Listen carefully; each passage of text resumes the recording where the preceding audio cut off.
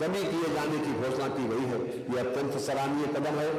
मनोबल किसानों, युवाओं, महिलाओं और श्रमिकों का सशक्तिकरण, रोजगार के अवसर सृजित करना हमारी सरकार की प्राथमिकताओं में सम्मिलित है। बजट पर चर्चा शुरू करने से पूर्व मैं इस सम्मानित सदन के समक्ष इस बारे में एक संक्षिप्त विहंगावलोकन प्रस्तुत करना चाहूंगा।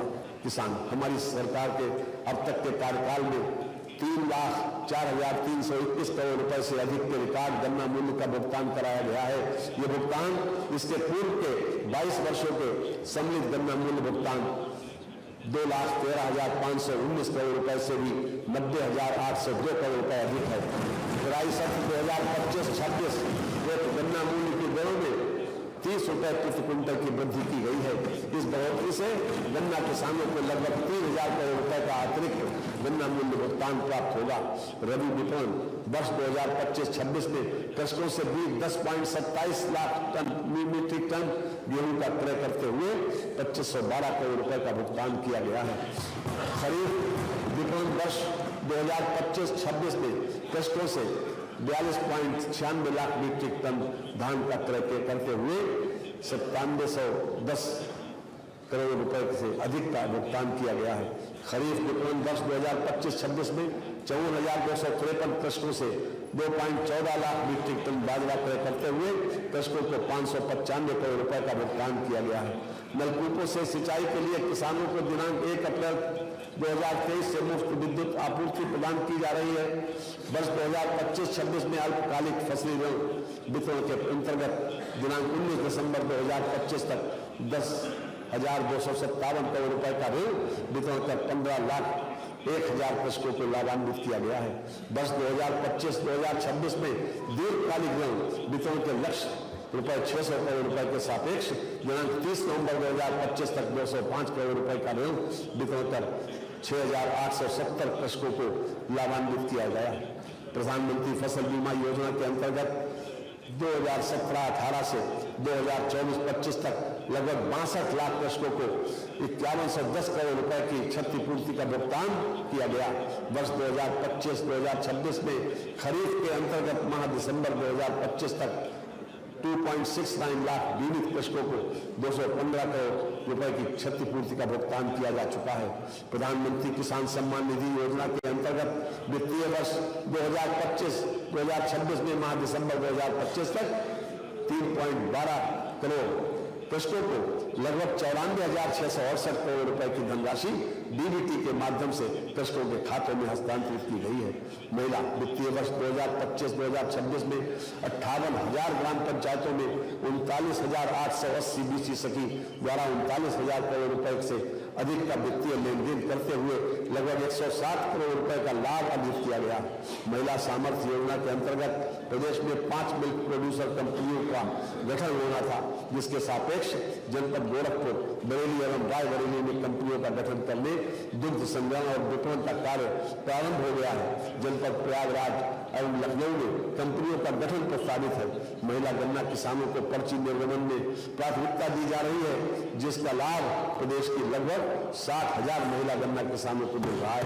सेफ सिटी परियोजना के अंतर्गत महिला पुलिस बीट व्यापक सीसीटीवी नेटवर्क और एंटी रोमियो स्क्वाड की तैनाती से सार्वजनिक स्थलों और कार्यस्थलों पर सुरक्षा सुनिश्चित हुई है। सेफ सिटी की अवधारणा को मूर्त रूप देने व कामकाजी महिलाओं की सुरक्षा व नए शहरों में एक उचित निवास स्थान उपलब्ध कराए जाने के उद्देश्य से प्रदेश के नगर निगमों में वर्किंग वुमेन हॉस्टल का निर्माण किया जा रहा है। मिशन शक्ति के अंतर्गत सुरक्षा, स्वास्थ्य और रोजगार सेवाओं के एकीकरण से महिलाओं की आत्मनिर्भरता और सामाजिक सहभागिता को नई गति मिलती है। मुख्यमंत्री सुमंगला योजना के अंतर्गत जनवरी 2026 तक 26.81 लाख बालिकाएं लाभान्वित हुई हैं। युवा उत्तर प्रदेश कौशल विकास मिशन द्वारा विगत 5 वर्षों में 9.25 लाख युवाओं को विभिन्न अल्पकालिक प्रशिक्षण कार्यक्रमों में प्रशिक्षित करते हुए प्रमाणीकृत किया गया, जिनमें से 4.22 लाख युवाओं को विभिन्न प्रतिष्ठित कंपनियों में सेवायुक्त कराया गया है। मुख्यमंत्री अभ्युदय योजना के अंतर्गत वर्तमान में संचालित 163 अभ्युदय केंद्रों पर 23,000 से अधिक युवाओं को मुफ्त कोचिंग प्रदान की जा रही है। युवाओं को सरकारी नीति निर्माण और क्रियान्वयन में सहभागिता प्रदान करने हेतु 108 आकांक्षात्मक विकास खंडों में मुख्यमंत्री फेलोशिप कार्यक्रम संचालित किया जा रहा है। स्वामी विवेकानंद युवा सशक्तिकरण योजना के अंतर्गत अब तक 49,86,000 टैबलेट स्मार्टफोन निःशुल्क वितरित किए जा चुके हैं। प्रदेश में अब तक 90,000 मंगल दलों को प्रोत्साहन स्वरूप खेल सामग्री उपलब्ध कराई गई है। रोजगार पुलिस विभाग में विभिन्न पदों पर वर्ष 2017 से अब तक 1,83,766 पुरुष एवं 35,443 महिला सहित कुल 2,19,000 से अधिक पदों पर भर्ती की गई है तथा 1,58,000 कार्मिकों को पदोन्नति प्रदान की गई है। पुलिस विभाग में चयनित किए गए 60,244 आरक्षियों हेतु प्रशिक्षण कार्यक्रम संचालित है। अराजपत्रित श्रेणी के 83,122 पदों पर भर्ती प्रक्रिया प्रचलित है। मिशन रोजगार के अंतर्गत राजकीय माध्यमिक विद्यालयों में 1939 प्रवक्ता, 6,808 सहायक अध्यापक एवं 219 प्रधानाचार्यों को सम्मिलित करते हुए अब तक कुल 8,966 नियुक्ति की प्रक्रिया पूर्ण की जा चुकी है। वर्ष 2017 से अब तक सहायता प्राप्त शासकीय माध्यमिक विद्यालयों में कुल 34,074 शिक्षकों का चयन किया गया। मुख्यमंत्री युवा उद्यमी विकास अभियान योजना के अंतर्गत सूक्ष्म उद्यम स्थापित करने हेतु युवाओं को गारंटी मुक्त एवं ब्याज मुक्त ऋण उपलब्ध कराया जा रहा है।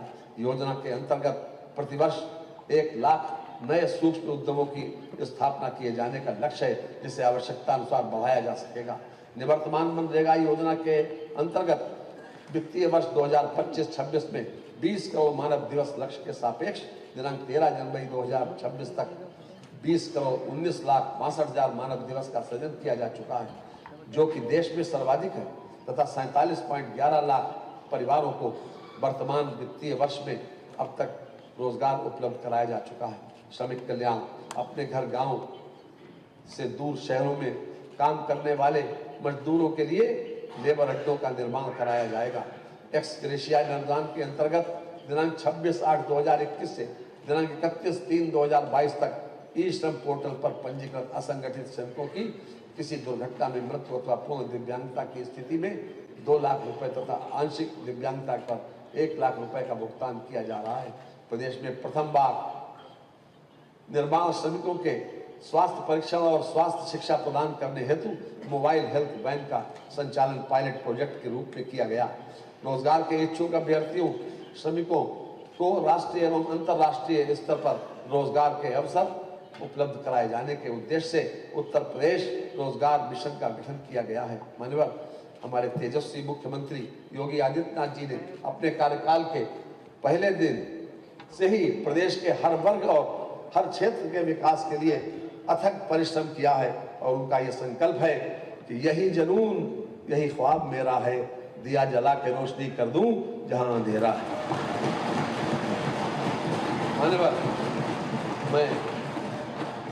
मैं वित्तीय वर्ष 2026-27 के बजट एवं उसमें सम्मिलित योजनाओं का संक्षिप्त विवरण इस सम्मानित सदन के समक्ष प्रस्तुत करना चाहूंगा। वित्तीय वर्ष 2026-27 के लिए प्रस्तुत बजट का आकार 9,12,696.35 करोड़ रुपए है, जो वित्तीय वर्ष 2025-26 की तुलना में लगभग 12.9% अधिक है। इस बजट में पूंजीगत परिव्यय 19.5% है। शिक्षा तथा चिकित्सा हेतु आवंटन कुल बजट का क्रमशः 12.4% एवं 6% है। कृषि और संबद्ध सेवाओं के लिए आवंटन कुल बजट का 9% है। 16वें केंद्रीय वित्त आयोग की संस्तुतियों जिन्हें केंद्र सरकार द्वारा स्वीकार किया गया है के क्रम में वित्तीय वर्ष 2026-2027 में राजकोषीय घाटे की सीमा 3% रखी गई है, जो वर्ष 2030-31 तक लागू रहेगी। राज्य सरकार सुदृढ़ वित्तीय प्रबंधन एवं ऋण नियंत्रण के प्रति पूर्णता प्रतिबद्ध है। कार्यभार ग्रहण करने से पर वर्ष 2016-17 में 29.3% की ऋण वृद्धि जीएसडीपी के अर्थव्यवस्था विरासत में मिली थी, जिसे हमारी सरकार ने वर्ष 2019-20 तक घटाकर 27.9% कर दिया था। परंतु कोविड-19 महामारी के अभूतपूर्व आर्थिक प्रभाव के कारण यह अनुपात बढ़कर वर्ष 2021-22 में 33.4% हो गया। मुझे इस सदन को यह बताते हुए प्रसन्नता हो रही है कि सुनियोजित राजकोषीय प्रबंधन के परिणाम स्वरूप वर्ष 2024-25 में ऋण जीएसडीपी अनुपात को पुनः घटाकर 27% से नीचे लाया जा चुका है तथा आगामी वित्तीय वर्ष 2026-27 में इसे और कम कर 23.1% तक लाने का लक्ष्य है। इतना ही नहीं, बजट के साथ प्रस्तुत मध्यकालीन राजकोषीय नीति में राज्य सरकार इसे चरणबद्ध रूप से 20% से नीचे लाने के लिए दृढ़ संकल्पित है, जिससे राज्य की दीर्घकालिक वित्तीय स्थिरता एवं सतत विकास सुनिश्चित हो सके। कानून व्यवस्था, जन सामान्य को सुरक्षा प्रदान करने एवं कानून व्यवस्था के क्षेत्र में आने वाली चुनौतियों का सामना करने हेतु पुलिस व्यवस्था को और अधिक सक्षम एवं सुदृढ़ करना सरकार की सर्वोच्च प्राथमिकता है। प्रदेश में जनमानस को सुरक्षा प्रदान करने हेतु पुलिस प्रशासन द्वारा कठोर प्रयास किए जा रहे हैं, जिसके फलस्वरूप अपराध एवं कानून व्यवस्था की स्थिति सुदृढ़ है। वर्ष 2016 के मुकाबले डकैती, लूट, हत्या, बलवा और फिरौती के लिए अपहरण के मामलों में क्रमशः 89%, 85%, 47%, 70% और 62% की कमी हुई है।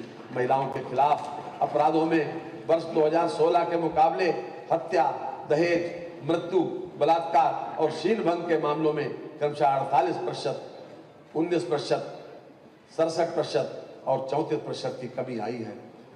अनुसूचित जाति जनजाति उत्पीड़न संबंधी अपराधों में 2016 के मुकाबले हत्या, आगजनी, बलात्कार, गंभीर चोट के मामलों में क्रमशः 43%, 94%, 32% और 10% की कमी आई है। पुलिस विभाग के अनावासीय भवनों के निर्माण हेतु लगभग 1374 करोड़ रुपए तथा आवासीय भवनों के निर्माण हेतु 1243 करोड़ रुपए की व्यवस्था प्रस्तावित है। नवसृजित जनपदों में पुलिस के आवासीय एवं अनावासीय भवनों के निर्माण के लिए 346 करोड़ रुपए की व्यवस्था प्रस्तावित है। अग्निशमन केंद्रों के आवासीय एवं अनावासीय भवनों के निर्माण हेतु 200 करोड़ रुपए की व्यवस्था प्रस्तावित है। बहुमंजिला भवनों में अग्निशमन व्यवस्था नवनिर्मित केंद्रों को पूर्ण से क्रियाशील बनाने हेतु 190 करोड़ रुपए की व्यवस्था प्रस्तावित है। मिशन शक्ति के अंतर्गत महिला बीट कर्मियों के क्षेत्र भ्रमण हेतु वाहनों के क्रय हेतु 25 करोड़ रुपए की व्यवस्था प्रस्तावित है। चिकित्सा शिक्षा के लिए 14,997 करोड़ रुपए की व्यवस्था प्रस्तावित है। वर्तमान में प्रदेश में 81 मेडिकल कॉलेज हैं, जिनमें 45 राज्य सरकार द्वारा संचालित हैं एवं 36 निजी क्षेत्र द्वारा संचालित हैं। वर्तमान में 60 जनपद मेडिकल कॉलेज की सुविधाओं से आच्छादित हैं। 16 सेवित जनपदों में मेडिकल कॉलेजों की स्थापना पीपीपी पद्धति से की जानी है। राज्य के तथा निजी क्षेत्र के मेडिकल चिकित्सा संस्थानों में एमबीबीएस सीटों की संख्या वर्ष 2017 में 4540 थी, जिसे बढ़ाकर 12,800 किया गया। राज्य तथा निजी क्षेत्र के चिकित्सा संस्थानों में पीजी सीटों की संख्या वर्ष 2017 में 1221 थी, जिसे बढ़ाकर 4,995 किया गया। 14 नए मेडिकल कॉलेजों की स्थापना एवं संचालन हेतु 1023 करोड़ रुपए की व्यवस्था प्रस्तावित है। कैंसर संस्थान लखनऊ के लिए 315 करोड़ रुपए की व्यवस्था प्रस्तावित है। असाध्य रोगों के इलाज के लिए निःशुल्क चिकित्सा सुविधा हेतु 130 करोड़ रुपए की व्यवस्था प्रस्तावित है। चिकित्सा स्वास्थ्य एवं परिवार कल्याण के लिए 37,956 करोड़ रुपए की व्यवस्था प्रस्तावित है, जो 2025-2026 की तुलना में 15% अधिक।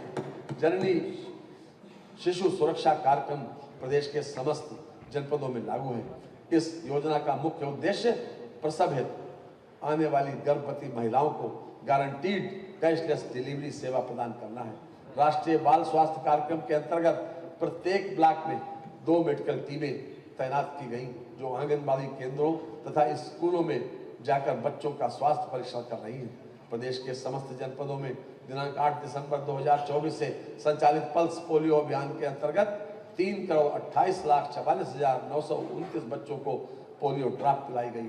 जापानी इंसेफ्लाइटिस से बचाव हेतु प्रदेश के संवेदनशील 42 जनपदों में टीकाकरण कार्यक्रम निर्बाध रूप से संचालित है। आयुष्मान भारत मुख्यमंत्री जन आरोग्य योजना के अंतर्गत लाभार्थी परिवारों की संख्या 49.22 लाख है। योजना हेतु 500 करोड़ रुपए की व्यवस्था प्रस्तावित है। उत्तर प्रदेश के समस्त 75 जनपदों में राष्ट्रीय मानसिक स्वास्थ्य कार्यक्रम के अंतर्गत जिला मानसिक स्वास्थ्य कार्यक्रम संचालित हैं। एकीकृत डिजीज सर्विलांस पोर्टल पर जनपद स्तर से सरकारी क्षेत्र के साथ निजी क्षेत्र की चिकित्सा इकाइयों द्वारा नियमित रूप से 16 संक्रामक रोगों, 6 वैक्सीन प्रिवेंटेबल डिजीजेस एवं कोविड-19 की रिपोर्टिंग की जा रही है। राष्ट्रीय ग्रामीण स्वास्थ्य मिशन हेतु लगभग 8,641 करोड़ रुपए की व्यवस्था प्रस्तावित है। Ayushman Bharat national health protection mission हेतु 2,000 करोड़ रुपए की व्यवस्था प्रस्तावित है। आयुष सेवाओं के लिए लगभग 2,867 करोड़ रुपए की व्यवस्था प्रस्तावित है। प्रदेश के विभिन्न जनपदों में वर्तमान में 2111 आयुर्वेदिक, 254 यूनानी एवं 1585 होम्योपैथिक चिकित्सालयों के साथ ही 8 आयुर्वेदिक मेडिकल कॉलेज एवं उनसे संबद्ध चिकित्सालय, 2 यूनानी मेडिकल कॉलेज एवं उससे संबद्ध चिकित्सालय तथा 9 होम्योपैथिक मेडिकल कॉलेज एवं उनसे संबद्ध चिकित्सालय क्रियाशील हैं। आयुर्वेदिक एवं यूनानी चिकित्सालयों में प्रमाणित एवं गुणकारी औषधियों की आपूर्ति की व्यवस्था हेतु प्रदेश में 2 राजकीय औषधि निर्माण शालाएं लखनऊ एवं पीलीभीत में संचालित हैं, जिनको सुदृढ़ करते हुए इनकी उत्पादन क्षमता में वृद्धि किए जाने का प्रयास किया जा रहा है। अवस्थापना एवं औद्योगिक विकास की योजनाओं के लिए 27,103 करोड़ रुपए की व्यवस्था प्रस्तावित है, जो वर्ष 2025-26 की तुलना में 13% अधिक है। मुख्यमंत्री औद्योगिक क्षेत्र विस्तारीकरण एवं नए औद्योगिक क्षेत्र प्रोत्साहन योजना हेतु 5,000 करोड़ रुपए की व्यवस्था प्रस्तावित है। स्वामी विवेकानंद युवा सशक्तिकरण योजना में टैबलेट, स्मार्टफोन के वितरण की प्रक्रिया गतिमान है। इस योजना हेतु 2374 करोड़ रुपए की व्यवस्था प्रस्तावित है। अटल इंफ्रास्ट्रक्चर मिशन के अंतर्गत अवस्थापना विकास हेतु 2,000 करोड़ रुपए की व्यवस्था प्रस्तावित है। फॉरेन डायरेक्ट इन्वेस्टमेंट एवं फॉर्च्यून 500 कंपनियों के निवेश हेतु घोषित प्रोत्साहन नीति 2023 के क्रियान्वयन हेतु 1,000 करोड़ रुपए की व्यवस्था प्रस्तावित है। डिफेंस इंडस्ट्रियल कॉरिडोर परियोजना में अब तक 200 रक्षा उद्योगों की स्थापना हेतु MOU हस्ताक्षरित किए गए हैं, जिसमें 35,280 करोड़ का निवेश एवं 53,263 लोगों को प्रत्यक्ष रोजगार अनुमानित है। सूक्ष्म लघु एवं मध्यम उद्यम सेक्टर की योजनाओं के लिए 3,822 करोड़ रुपए की व्यवस्था प्रस्तावित है, जो वर्ष 2025-26 की तुलना में 19% अधिक है। सूक्ष्म लघु एवं मध्यम उद्योग MSME उत्तर प्रदेश की अर्थव्यवस्था की रीढ़ है। लगभग 3.11 करोड़ लोगों को रोजगार उपलब्ध कराने के दृष्टिकोण से उत्तर प्रदेश का MSME सेक्टर देश के सभी राज्यों में अग्रणी है। प्रदेश में MSME उद्योगों को प्रोत्साहन प्रदान करने के उद्देश्य से सरदार वल्लभ भाई Patel employment and industrial zone की नई योजना प्रस्तावित की जा रही है, जिसके लिए 575 करोड़ रुपए की व्यवस्था का प्रस्ताव है। मुख्यमंत्री युवा उद्यमी विकास अभियान हेतु 1,000 करोड़ रुपए की व्यवस्था प्रस्तावित है। योजना के अंतर्गत प्रतिवर्ष 1 लाख सूक्ष्म उद्यमों की स्थापना का लक्ष्य है, परंतु आवश्यकता अनुसार इसे बढ़ाया जाएगा। मुख्यमंत्री युवा स्वरोजगार योजना हेतु 225 करोड़ रुपए की व्यवस्था प्रस्तावित है। एक जनपद एक व्यंजन, जो एक नई योजना है, के लिए 75 करोड़ रुपए की व्यवस्था प्रस्तावित है। हथकरघा एवं वस्त्रोद्योग की योजनाओं के लिए लगभग 5,041 करोड़ रुपए की व्यवस्था प्रस्तावित है, जो वर्ष 2025-26 की तुलना में 5 गुने से अधिक है। वित्तीय वर्ष 2026-2027 में वस्त्रोद्योग के क्षेत्र में 30,000 रोजगार सृजन का लक्ष्य है। प्रदेश के गारमेंटिंग हब बनाने हेतु PM मित्र पार्क योजना के अंतर्गत विश्व स्तरीय मेगा टेक्सटाइल पार्क की स्थापना कराई जा रही है। हथकरघा बुनकरों के साथ साथ पावर लूम बुनकरों के उत्थान के लिए अटल बिहारी वाजपेयी पावर लूम बुनकर विद्युत फ्लैट रेट योजना के लिए 4423 करोड़ रुपए की व्यवस्था प्रस्तावित है। उत्तर प्रदेश वस्त्र एवं गारमेंटिंग पॉलिसी 2022 से 150 करोड़ रुपए की व्यवस्था प्रस्तावित है। खादी एवं ग्राम उद्योग मुख्यमंत्री ग्राम उद्योग रोजगार योजना के अंतर्गत वर्ष 2026-27 में 800 इकाइयों को 40 करोड़ रुपए बैंक ऋण से नए उद्यम स्थापित कराकर 16,000 लोगों को रोजगार उपलब्ध कराए जाने का लक्ष्य है। पंडित दीनदयाल ग्राम उद्योग रोजगार योजना अंतर्गत ग्रामीण क्षेत्र में स्थापित इकाइयों को बैंक ऋण पर ब्याज उपादान की सुविधा हेतु 10 करोड़ रुपए की व्यवस्था प्रस्तावित है। कंबल उत्पादन केंद्र खजरी गोरखपुर के आधुनिकीकरण की नई योजना प्रस्तावित की जा रही है। जिसके लिए 7 करोड़ 50 लाख रुपए की व्यवस्था प्रस्तावित है। उत्तर प्रदेश माटी कला बोर्ड द्वारा माटी कला के परंपरागत कारीगरों के चौमुखी विकास हेतु संचालित माटी कला समन्वित विकास कार्यक्रम के लिए 13 करोड़ रुपए की व्यवस्था प्रस्तावित है। आईटी एवं इलेक्ट्रॉनिक्स की योजनाओं के लिए 2059 करोड़ रुपए की व्यवस्था प्रस्तावित है, जो वर्ष 2025-26 की तुलना में 76% अधिक है। एआई के क्षेत्र में विकास हेतु उत्तर प्रदेश एआई मिशन का आरंभ किया जा रहा है, जिसके लिए 225 करोड़ रुपए की व्यवस्था प्रस्तावित है। इंडिया एआई मिशन के साथ प्रदेश की 49 आईटीआई को एआई लैब के साथ राज्य के एआई सेंटर ऑफ एक्सीलेंस तथा इंडिया एआई डाटा लैब्स की स्थापना हेतु 32 करोड़ 82 लाख रुपए की व्यवस्था है। साइबर सुरक्षा संचालन केंद्र की स्थापना की नई योजना प्रस्तावित की जा रही है, जिसके लिए 95 करोड़ 16 लाख रुपए की व्यवस्था प्रस्तावित है। माननीय मुख्यमंत्री जी के नेतृत्व में एआई प्रजा कार्यक्रम की शुरुआत की गई है और इस पहल के माइक्रोसॉफ्ट, गूगल, इंटेल, आईबीएम और M1B जैसी वैश्विक स्तर की कंपनियां एआई प्रशिक्षण में हमारे साथ काम कर रही हैं, जिसमें किसानों, स्वयं सहायता समूहों, विद्यार्थियों, डॉक्टरों सहित राजकीय अधिकारियों, कर्मचारियों को प्रशिक्षण दिया जा रहा है। प्रदेश में 30,000 करोड़ रुपए के अनुमानित निवेश से 8 डाटा सेंटर पार्क की स्थापना तथा 900 मेगावाट क्षमता का लक्ष्य रखा गया है। अद्यतन 8 परियोजनाओं को लेटर ऑफ कंफर्ट निर्गत किए गए हैं, जिनमें 6 डाटा सेंटर पार्क्स और 2 डाटा सेंटर इकाइयां हैं। इससे लगभग 21,342 करोड़ रुपए का निवेश तथा 644 मेगावाट की क्षमता अर्जित की गई।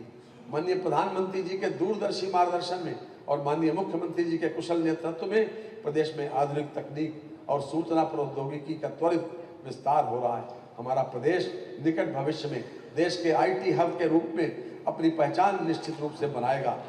सितारा बन के आसमां में वही चमकते हैं, डुबो देते हैं जो अपने आप को पसीने में।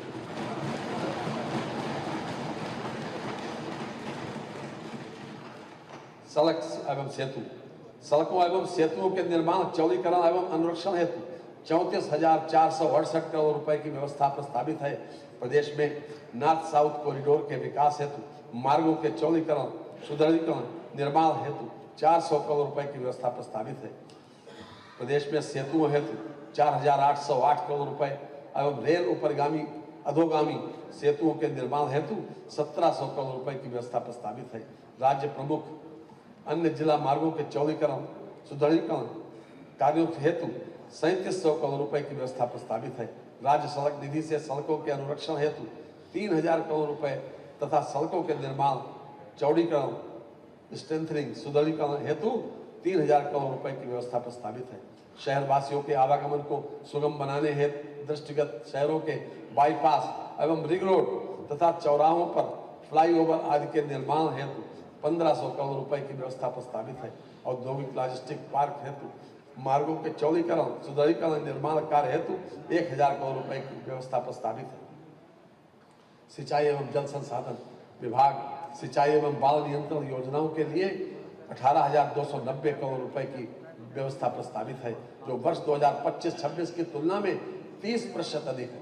सिंचाई सुविधा उपलब्ध कराने हेतु सरकार द्वारा मध्य गंगा स्टेज 2 परियोजना, कनहर सिंचाई परियोजना, केन बेतवा लिंक परियोजना, भौरट बांध परियोजना जैसी महत्वपूर्ण परियोजनाओं के कार्य प्रगति में है। उपरोक्त परियोजनाओं के पूर्ण होने पर से 4.49 लाख हेक्टेयर सिंचन क्षमता सृजित पुनः स्थापित होगी। 2100 नवीन राजकीय नलकूपों के निर्माण हेतु डार्क जोन में स्थित 569 असफल राजकीय नलकूपों के पुनर्निर्माण का कार्य वर्ष 2025-26 में पूर्ण कर लिया गया है। इन कार्यों से लगभग 1.62 लाख हेक्टेयर सिंचन क्षमता की पुनर्स्थापना होगी तथा लगभग 1.43 लाख कृषक परिवार लाभान्वित होंगे। वित्तीय वर्ष 2025-26 में 285 बाढ़ परियोजनाएं पूर्ण की गई, जिनसे 49.90 लाख आबादी लाभान्वित हुई है। 11,065 किलोमीटर लंबाई में ड्रेनों की सफाई कराई गई। नमामि गंगे एवं ग्रामीण जलापूर्ति, नमामि गंगे एवं ग्रामीण जलापूर्ति हेतु लगभग 22,676 करोड़ रुपए की व्यवस्था प्रस्तावित है। योजना के अंतर्गत प्रदेश के समस्त 2.67 करोड़ ग्रामीण परिवारों को क्रियाशील गृह नल संयोजन प्रदान करने के लक्ष्य के सापेक्ष 2.43 करोड़ घरों में क्रियाशील गृह नल संयोजन उपलब्ध कराया जा चुका है। वित्तीय वर्ष 2026-2027 में जल जीवन मिशन के समस्त घटकों हेतु लगभग 22,452 करोड़ रुपए की व्यवस्था प्रस्तावित है। गंगा को प्रदूषण मुक्त बनाए रखने एवं उसमें दूषित जल का प्रवाह रोकने के लिए सीवरेज संबंधी कुल 74 परियोजनाएं स्वीकृत हुई हैं। अब तक 41 परियोजनाएं पूर्ण कर संचालित की जा रही हैं तथा शेष परियोजनाएं निर्माणाधीन हैं। ऊर्जा क्षेत्र की योजनाओं के लिए 65,926 करोड़ रुपए की व्यवस्था प्रस्तावित है, जो वर्ष 2025-26 के मुकाबले 8% अधिक है। वर्ष 2025-26 में माह दिसंबर 2025 तक औसत विद्युत आपूर्ति ग्रामीण क्षेत्र में 19 घंटे, तहसील मुख्यालय में 21 घंटे 49 मिनट एवं जनपद मुख्यालय में 24 घंटे रही है। दिनांक 1 अप्रैल 2022 से माह दिसंबर 2025 तक कुल 2,41,088 निजी नलकूप संयोजन निर्गत किए गए हैं। सामान्य योजना के अंतर्गत वर्ष 2017-18 से कुल 1,66,135 निजी नलकूप संयोजन निर्गत किए गए हैं। कृषि कार्य के लिए नलकूप संयोजनों हेतु कृषि फीडर्स के निर्माण की योजना के अंतर्गत 4,680 फीडरों के लक्ष्य के सापेक्ष 4,048 कृषि फीडरों का निर्माण कराया जा चुका है, जिन पर 10 घंटे विद्युत आपूर्ति प्रदान की जा रही है, जो कि देश में सर्वाधिक है। प्रदेश में दिनांक 1 अप्रैल 2022 से वर्ष 2025-26 तक कुल 2,410 नए 33/11 kV विद्युत उपकेंद्रों का निर्माण एवं क्षमता वृद्धि की गई है। साथ ही 20,924 नए वितरण ट्रांसफार्मर्स की स्थापना एवं 85,684 ट्रांसफार्मरों की क्षमता वृद्धि का कार्य किया गया है। उत्तर प्रदेश में पारेषण तंत्र की कुल क्षमता जो वर्ष 2016-17 में 17,890 मेगावाट थी, उसे 2025-26 में 82% बढ़ाकर वर्तमान में 32,500 मेगावाट किया गया है। अतिरिक्त ऊर्जा स्रोत के विकास हेतु लगभग 2104 करोड़ रुपए की व्यवस्था प्रस्तावित है, जो वर्ष 25-26 की तुलना में दोगुने से अधिक है। उत्तर प्रदेश सौर ऊर्जा नीति 2022, उत्तर प्रदेश राज्य जैव ऊर्जा नीति 2022 एवं उत्तर प्रदेश ग्रीन हाइड्रोजन नीति 2024 के अंतर्गत 5 वर्षों में 22,000 मेगावाट विद्युत उत्पादन का लक्ष्य रखा गया है। पीएम कुसुम सूर्य घर योजना प्रदेश में सघन रूप से संचालित है। इस हेतु 1,500 करोड़ रुपए की व्यवस्था प्रस्तावित है। अयोध्या एवं मथुरा सहित 17 नगर निगमों को सोलर सिटी के रूप में विकसित किया जा रहा है। ग्रामीण क्षेत्रों में अब तक प्रदेश में लगभग 5.20 लाख सोलर स्ट्रीट लाइट संयंत्रों की स्थापना कराई जा चुकी है। उत्तर प्रदेश राज्य जैव नीति 2022 के अंतर्गत प्रदेश में 36 CBG संयंत्रों की स्थापना कराई जा चुकी है, जो देश में सबसे अधिक है। ग्रीन हाइड्रोजन के क्षेत्र में उत्तर प्रदेश ग्रीन हाइड्रोजन नीति 2024 प्रख्यापित की गई है, जिसके अंतर्गत प्रदेश में 2 सेंटर ऑफ एक्सीलेंस की स्थापना की स्वीकृति प्रदान की गई है। आवास एवं शहरी नियोजन हेतु 7,705 करोड़ रुपए की व्यवस्था प्रस्तावित है। मुख्यमंत्री शहरी विस्तारीकरण नए शहर प्रोत्साहन योजना हेतु 3,500 करोड़ रुपए की व्यवस्था प्रस्तावित है। इस योजना के अंतर्गत मेरठ में 35 वर्ष, आगरा में 33 वर्ष, लखनऊ में 22 वर्षों बाद नई आवासीय योजना तथा बुलंदशहर में प्रथम बार औद्योगिक योजना लॉन्च की गई है। काशी बिंद क्षेत्रीय विकास प्राधिकरण का गठन किया गया है, जिसके अंतर्गत समाहित जनपदों जौनपुर, चंदौली, गाजीपुर, मिर्जापुर, भदोही एवं सोनभद्र को समेकित नियोजित विकास संभव हो सकेगा। प्रयागराज चित्रकूट क्षेत्रीय विकास प्राधिकरण का गठन भी प्रक्रियाधीन है। रीजनल रैपिड ट्रांजिट सिस्टम के अंतर्गत दिल्ली, गाजियाबाद, मेरठ नमो भारत ट्रेन का संचालन प्रारंभ हो चुका है। लखनऊ विकास क्षेत्र तथा प्रदेश के अन्य सभी विकास प्राधिकरणों के विकास योजना के अंतर्गत विभिन्न अवसंरचना कार्यों हेतु 800 करोड़ रुपए की व्यवस्था प्रस्तावित है।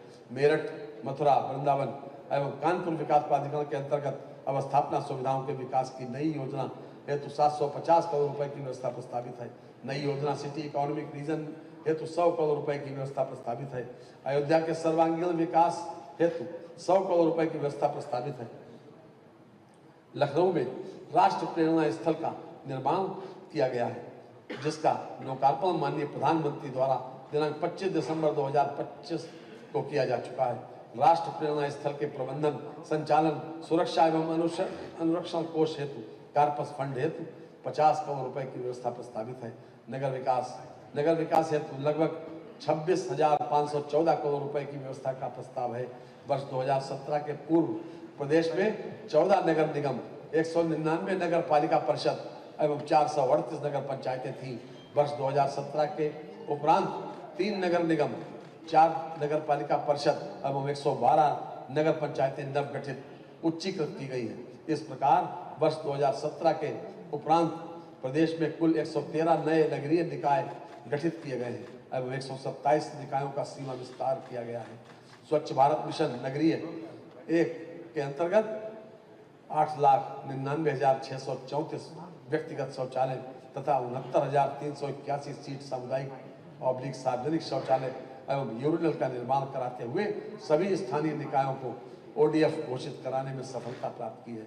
स्वच्छ भारत मिशन नगरीय 1 के अंतर्गत मुख्यतः महिलाओं की सुरक्षा के दृष्टिगत 189 नगरीय निकायों में 1100 ब्लॉक में पब्लिक/कम्युनिटी/पिंक टॉयलेट की निर्माण कराया गया है। भारत सरकार की महत्वाकांक्षी योजना स्मार्ट सिटी मिशन के अंतर्गत देश के चयनित कुल 100 शहरों में प्रदेश के 10 शहरों का चयन यथा लखनऊ, कानपुर, प्रयागराज, वाराणसी, आगरा, अलीगढ़, बरेली, झांसी, सहारनपुर व मुरादाबाद चरणबद्ध रूप से किया गया है।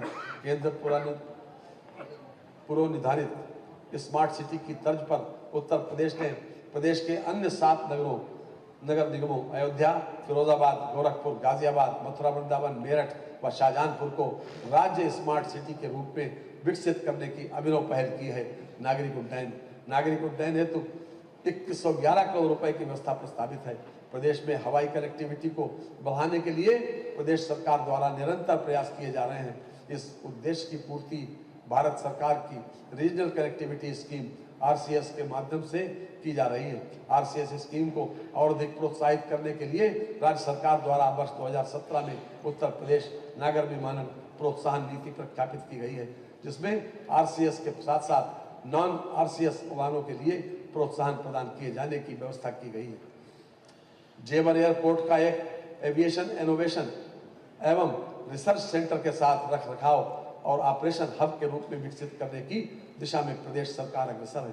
जनपद गौतम बुद्ध नगर के जेवर में PPP मोड पर अंतर्राष्ट्रीय एयरपोर्ट के प्रथम चरण का विकास कार्य प्रशस्त है। राज्य सरकार द्वारा जेवर अंतर्राष्ट्रीय एयरपोर्ट में बनने वाले 2 रनवे की संख्या को बढ़ाकर 5 रनवे बनाए जाने का निर्णय लिया गया है। जेवर अंतर्राष्ट्रीय एयरपोर्ट की स्थापना हेतु 750 करोड़ रुपए की व्यवस्था प्रस्तावित है। प्रदेश सरकार की हवाई पट्टियों के निर्माण, विस्तार एवं सुदृढ़ीकरण तथा भूमि अर्जन हेतु 1100 करोड़ रुपए की व्यवस्था प्रस्तावित है। मानवर पिछली सरकारों के कार्यकाल में जिस प्रकार हमारी प्राचीन सांस्कृतिक धरोहरों की घनघोर उपेक्षा की गई, ये सर्वविदित है कि पर अब स्थिति बदल चुकी है। माननीय मुख्यमंत्री के मार्गदर्शन में अब हमने अपनी सांस्कृतिक धार्मिक धरोहरों के पुनरुत्थान का कार्य किया है, जिससे प्रदेश में पर्यटन को भी बढ़ावा मिला है और नए रोजगार सृजित हुए हैं। ये अलग बात है तुम न बदलो मगर जमाना बदल रहा है। ये अलग बात है तुम न बदलो मगर जमाना बदल रहा है। गुलाब पत्थर पे खिल रहे हैं, चिराग आंधियों में जल रहे हैं। धर्माधिकार श्री राम जन्मभूमि मंदिर अयोध्या धाम तक पहुंच मार्ग परियोजना के अंतर्गत श्री राम जन्मभूमि मंदिर अयोध्या धाम मुख्य पहुंच मार्ग रामपथ का निर्माण कार्य पूर्ण होने वाला है। जमधरा में प्रस्तावित वैदिक वेलनेस सिटी से श्री राम जन्मभूमि मंदिर पहुंच मार्ग के उच्चीकरण का कार्य कराया जा रहा है। काशी में वैदिक विज्ञान केंद्र के प्रथम एवं द्वितीय चरण का कार्य पूर्ण कर पठन पाठन का कार्य प्रारंभ हो गया है। जनपद मिर्जापुर के त्रिकोणीय क्षेत्र माँ विंध्यवासिनी मंदिर, माँ अष्टभुजा मंदिर, माँ काली खोह मंदिर के परिक्रमा पथ एवं जन सुविधा स्थलों को विकसित किए जाने हेतु 200 करोड़ रुपए की व्यवस्था प्रस्तावित है। जनोपयोगी संरक्षित मंदिरों के जीर्णोद्धार एवं पुनर्निर्माण हेतु 100 करोड़ रुपए की व्यवस्था प्रस्तावित है। संस्कृति इमलिया कोडर बलरामपुर में थारू जनजाति संस्कृति संग्रहालय का निर्माण किया गया, जिसका लोकार्पण किया जा चुका है। रामनगर वाराणसी में पूर्व प्रधानमंत्री स्वर्गीय लाल बहादुर शास्त्री के पैतृक निवास पर संग्रहालय स्थापित कर आम जनता के लिए लोकार्पित किया जा चुका है। भारत रत्न माननीय अटल बिहारी वाजपेयी जी के पैतृक गांव बटेश्वर में सांस्कृतिक संकुल का निर्माण पूर्ण कर लोकार्पित किया जा चुका है। भारत रत्न डॉक्टर बाबा साहब भीमराव अम्बेडकर स्मारक एवं सांस्कृतिक केंद्र का निर्माण ऐशबाग लखनऊ में कराया जा रहा है। जनपद प्रयागराज में निषाद राज गुहा सांस्कृतिक केंद्र की स्थापना की गई। पर्यटन वर्ष 2025 में जनवरी से जून तक लगभग 122 करोड़ पर्यटक प्रदेश में आए, जिनमें से 121 करोड़ से अधिक भारतीय पर्यटक तथा 33 लाख से अधिक विदेशी पर्यटक शामिल हैं। मुख्यमंत्री पर्यटन स्थलों का विकास योजना है तो 500 करोड़ रुपए की व्यवस्था प्रस्तावित है। उत्तर प्रदेश श्री अयोध्या तीर्थ विकास परिषद द्वारा अयोध्या क्षेत्र में पर्यटन अवस्थापना विकास हेतु 150 करोड़ रुपए की व्यवस्था प्रस्तावित है। उत्तर प्रदेश श्री नैमिषारण्य तीर्थ विकास परिषद द्वारा नैमिषारण्य क्षेत्र में पर्यटन अवस्थापना विकास हेतु 100 करोड़ रुपए की व्यवस्था तथा ब्रज तीर्थ विकास परिषद द्वारा मथुरा में पर्यटन अवस्थापना के विकास हेतु करोड़ की व्यवस्था प्रस्तावित है। विंध्यवासिनी देवी धाम तथा वाराणसी में पर्यटक सुविधाओं के विकास हेतु 100 करोड़ रुपए की व्यवस्था प्रस्तावित है। नियोजन ग्रामीण क्षेत्रों में अवस्थापना सुविधाओं को सुदृढ़ करने के लिए त्वरित आर्थिक विकास परियोजना हेतु 2400 करोड़ रुपए की व्यवस्था प्रस्तावित है। सस्टेनेबल डेवलपमेंट गोल्स कार्यक्रम के अंतर्गत सामाजिक, आर्थिक एवं पर्यावरणीय क्षेत्रों में निर्धारित किए गए लक्ष्यों को वर्ष 2030 तक प्राप्त किए जाने हेतु प्रदेश सरकार निरंतर प्रयत्नशील है। एक परिवार एक पहचान के तहत प्रदेश के सभी परिवारों को विशिष्ट पहचान प्रदान की जा रही है। कुल 4 करोड़ परिवारों एवं 15.62 करोड़ व्यक्तियों की फैमिली आईडी सृजित की जा चुकी है। प्रदेश एवं केंद्र सरकार के 32 विभागों की 98 महत्वपूर्ण योजनाओं को फैमिली आईडी के डाटाबेस के साथ इंटीग्रेट किया जा चुका है। ग्राम विकास की योजनाओं के लिए लगभग 25,500 करोड़ रुपए की व्यवस्था प्रस्तावित है। मनरेगा तथा राष्ट्रीय ग्रामीण आजीविका मिशन हेतु क्रमशः 5544 करोड़ रुपए एवं 4580 करोड़ रुपए की व्यवस्था प्रस्तावित है। इन दोनों योजनाओं का संचालन विकसित भारत ग्रामीण रोजगार एवं आजीविका मिशन गारंटी योजना के रूप में संचालित होगी।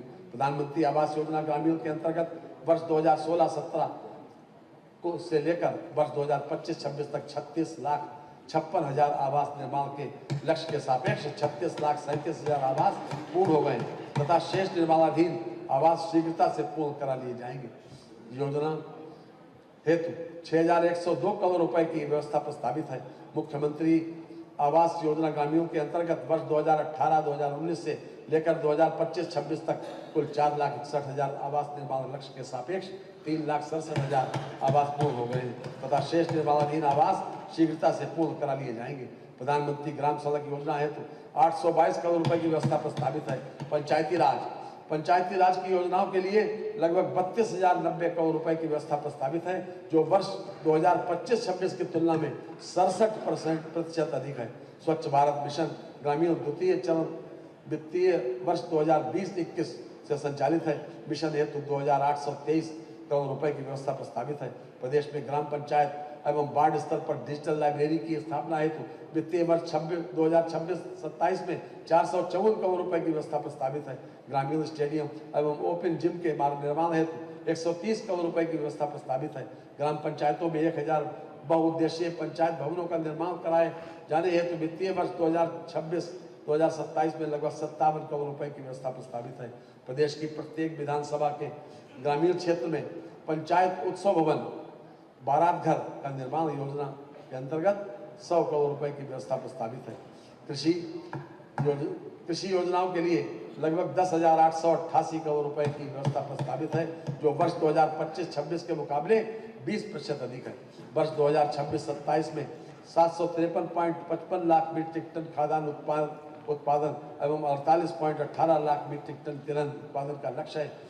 एक्वा ब्रिज द्वारा प्रस्तावित यूपी एग्रीज परियोजना में एक्वा कल्चर आधारभूत संरचना के अंतर्गत विश्व स्तरीय हैंचरी तथा विश्व स्तरीय ट्रेनिंग सेंटर की स्थापना की बाह्य सहायता परियोजना के लिए 155 करोड़ रुपए की व्यवस्था प्रस्तावित है। यूपी एग्रीज परियोजना के अंतर्गत एग्री एक्सपोर्ट हब की स्थापना के लिए 245 करोड़ रुपए की व्यवस्था प्रस्तावित है। किसान उत्पादक संगठनों हेतु रिवॉल्विंग फंड योजना के लिए 75 करोड़ रुपए की व्यवस्था प्रस्तावित है। कृषकों के डीजल पंप सेट को सोलर पंप में परिवर्तित करने की योजना हेतु 637 करोड़ 84 लाख रुपए की व्यवस्था प्रस्तावित है। National mission on natural farming योजना प्रदेश के समस्त जनपदों में 94,300 हेक्टेयर क्षेत्र में संचालित है। योजना हेतु 298 करोड़ रुपए की व्यवस्था प्रस्तावित है। कृषकों के निजी नलकूपों को निर्बाध विद्युत आपूर्ति हेतु 2400 करोड़ रुपए की व्यवस्था प्रस्तावित है। उत्तर प्रदेश बीज स्वावलंबन नीति 2024 के अंतर्गत प्रदेश में सीड पार्क विकास परियोजना हेतु 251 करोड़ रुपए की व्यवस्था प्रस्तावित है। पंडित दीनदयाल उपाध्याय किसान समृद्धि योजना हेतु लगभग 103 करोड़ रुपए की व्यवस्था प्रस्तावित है। कृषि विपणन एवं कृषि विदेश व्यापार माननीय मुख्यमंत्री कृषक कल्याणकारी योजना के अंतर्गत 111 ट्रैक्टरों का वितरण किया गया है।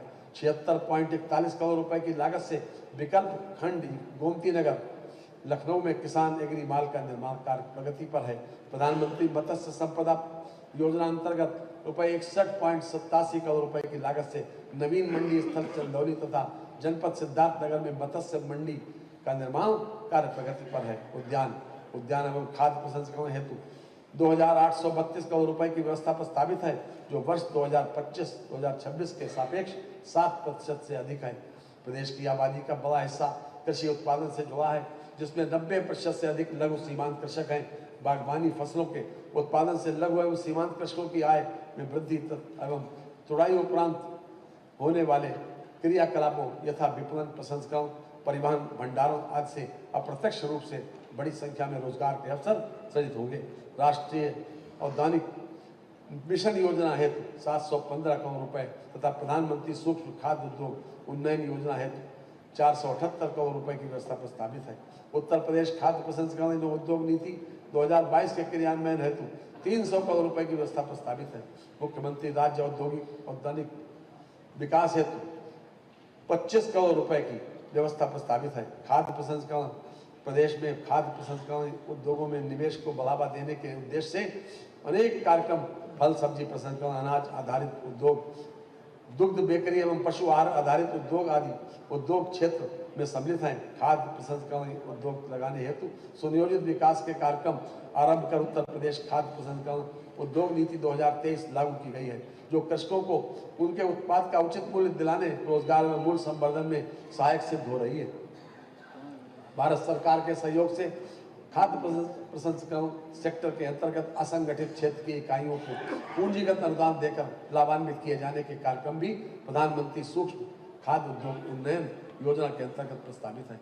गन्ना विकास एवं चीनी उद्योग उत्तर प्रदेश देश का सबसे बड़ा गन्ना उत्पादक राज्य है। वस्तुतः चीनी मिलें अब गन्ना खेती प्रदेश की अर्थव्यवस्था और ग्रामीण विकास की प्रमुख धुरी है। पेराई सत्र 24-25 में प्रदेश के 47 लाख गन्ना किसानों द्वारा 29.51 लाख हेक्टेयर क्षेत्र में गन्ना खेती की गई। प्रदेश में संचालित 122 चीनी मिलों में उत्तर प्रदेश राज्य चीनी निगम की 3, उत्तर प्रदेश सहकारी चीनी मिल संघ की 23 और निजी क्षेत्र की 96 चीनी मिलों द्वारा 956 लाख 9,000 टन गन्ने की पेराई कर 92,45,000 टन चीनी का उत्पादन किया गया। प्रदेश की चीनी मिलों की पेराई क्षमता 8.58 लाख टन प्रतिदिन है। प्रदेश की चीनी मिलों के औद्योगिक पुनरुद्धार के क्रम में पिपराइच, मुंडेरवा, रमाला में नई चीनी मिलें स्थापित की गई तथा 44 से अधिक चीनी मिलों का आधुनिकीकरण किया गया है, जिससे अब तक कुल 1,25,000 TCD अतिरिक्त पेराई क्षमता का सृजन हुआ है।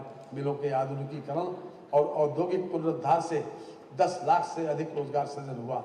दुग्ध विकास वर्तमान में सहकारी क्षेत्र के अंतर्गत प्रदेश में 19 दुग्ध संघों के माध्यम से दुग्धशाला विकास कार्यक्रम चलाया जा रहा है। जनपद मथुरा में पूर्व में 30,000 लीटर क्षमता की नवीन डेयरी परियोजना